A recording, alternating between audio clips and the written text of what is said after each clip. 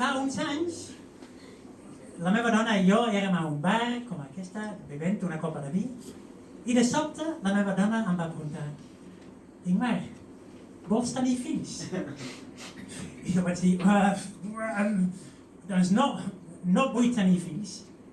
I ella em va dir: jo tampoc no vull tenir fills. Hauríem de tornar a casa i dir-ho a ells.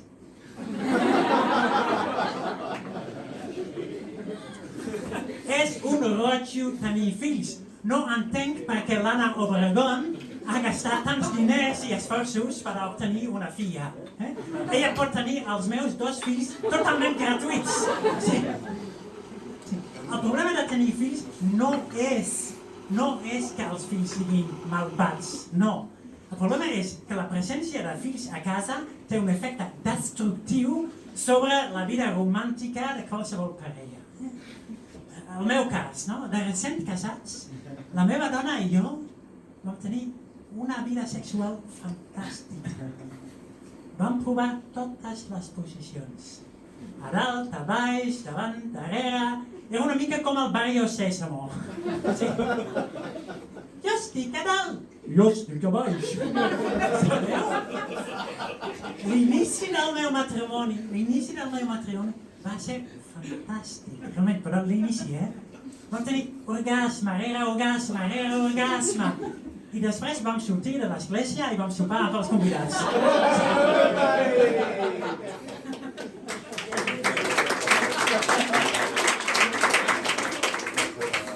Però ara, tot això s'ha acabat. Ara que tenim fills, la nostra vida romàntica té el mateix èxit que Barça a la Champions. Llavors, aquest problema de viure sense sexe ho vaig solucionar d'una manera perfecta. Vaig fer com tots els homes en la meva situació. Vaig començar a fer running.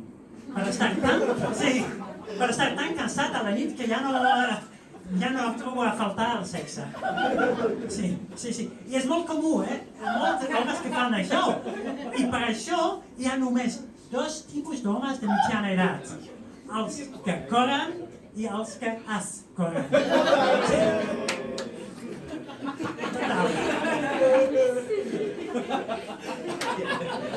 És un acudit de sexe.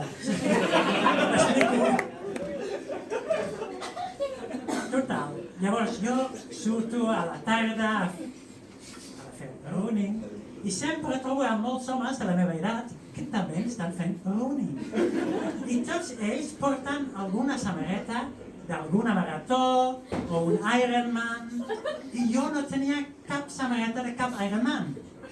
Tenia la samarreta de Iron Maiden. Jo sempre tenia molt respecte per a tots aquests homes tan esportistes, no? Amb les seves samarretes de maratons, fins que vaig aprendre que no reps la samarreta quan acabes el marató. Reps la samarreta quan t'inscrius per a la marató. Ara ja tinc samarretes de 4 maratons. Doncs hi ha una cosa molt interessant de la llengua holandesa, i és que en holandès hi ha una frase que es pronuncia exactament com Puigdemont. I la frase Puigdemont en holandès significa renta't la boca. Això no és un acudit, És veritat. És la meva llengua. Llavors, Puigdemont renta't la boca. Que és interessant si penses que Carles Puigdemont és dentista. Bueno, independentista.